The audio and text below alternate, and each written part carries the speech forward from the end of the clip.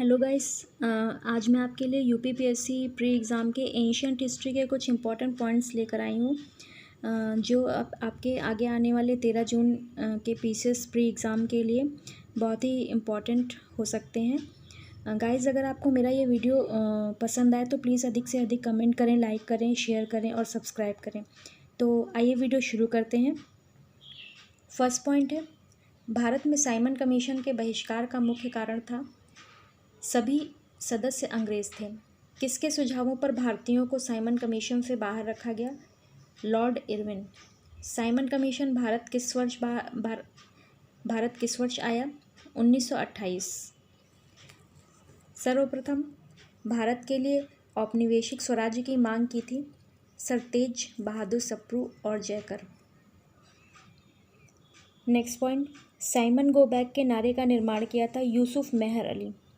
Next point, फरवरी 1928 में आयोजित सर्वदलीय सम्मेलन के अध्यक्ष थे डॉक्टर M.A. अंसारी।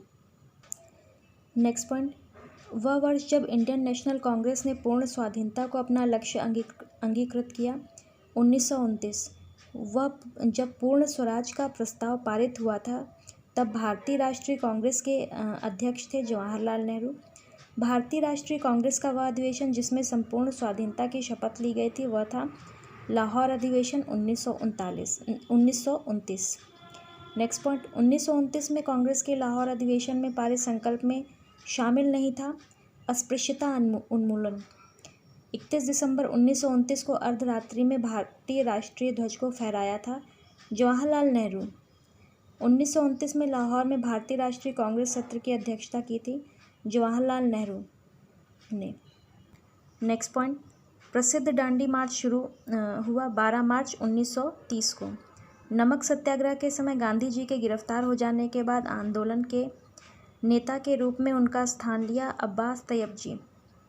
महात्मा गांधी धरसड़ा नामक गोदाम पर कांग्रेस कार्यकर्ताओं के धावे के समय कहाँ थे? यरवदा जेल।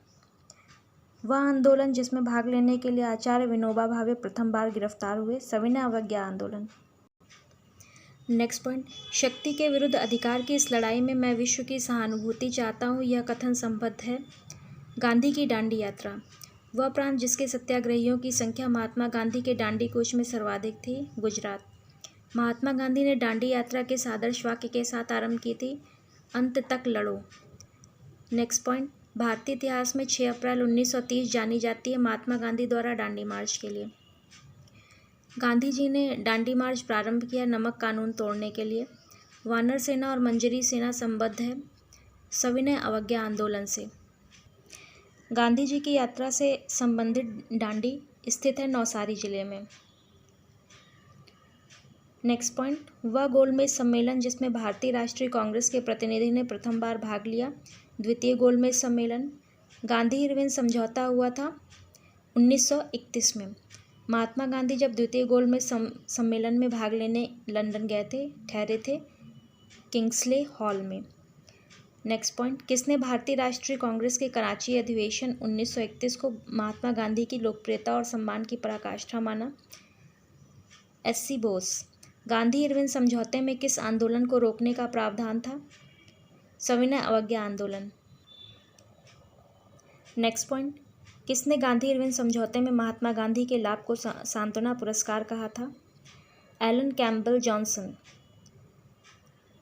इरविन तथा गांधी को दो महात्मा कहा था, सरोजनी नायडू। लंदन में संपन्न हुए गोलमेज सम्मेलन में भारतीय ईसाइयों का प्रतिनिधित्व किया था K.T. पाल।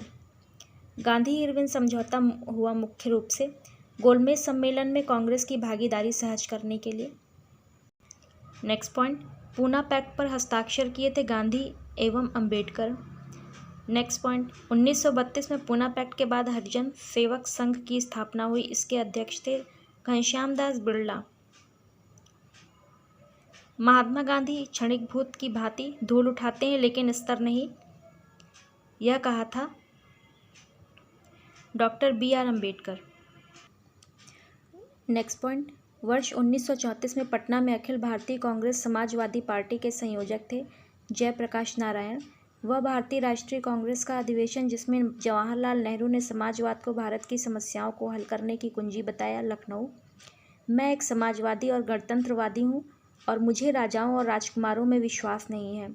यह वक्तव्य संबंधित है जवाहरलाल नेहरू। भारत में साम्यवाद का उच्चतम पुजारी कहा गया था, जवाहरलाल नेहरू। प्रथम अखिल भारतीय समाजवादी युवा कांग्रेस का सभापति था, जवाहरलाल नेहरू। नेक्स्ट पॉइंट, 1940 के रामगढ़ कांग्रेस की अध्यक्षता की थी मौलाना अबुल कलाम आज़ाद। 1937 में प्रांतों में मंत्रिमंडल के निर्माण के उपरांत कांग्रेस शासन की अवधि थी 28 महीने। नेक्स्ट पॉइंट, वह प्रांत जहां 1937 के आम चुनाव के बाद भारतीय राष्ट्रीय कांग्रेस ने अपनी सरकार नहीं बनाई थी, बंगाल। 1937 के चुनाव के पश्चात यूपी में गठित मंत्रिमंडल में वित्त विभाग सौंपा गया था रफ़ी अहमद किदवई। नेक्स्ट पॉइंट, जब सुभाष चंद्र बोस ने भारतीय राष्ट्रीय कांग्रेस से इस्तीफा दे दिया तब उस सीट के लिए नाम प्रस्तावित किया गया, राजेंद्र प्रसाद। भारतीय राष्ट्रीय कांग्रेस के किस अधिवेशन में सुभाष चंद्र बोस दूसरी बार अध्यक्ष चुने गए थे, त्रिपुरी अधिवेशन। वह अधिवेशन जिसमें कांग्रेस ने पहली बार भारतीय रियासतों के प्रति अपनी नीति घोषित की थी, नागपुर अधिवेशन। भारत के देशी राज्यों के संबंध में अहस्तक्षेप नीति के लिए रेखांकित किया गया था sir John Shore. Next point, देशों राज्यों में से यथावत समझौते का पक्षधर था हैदराबाद।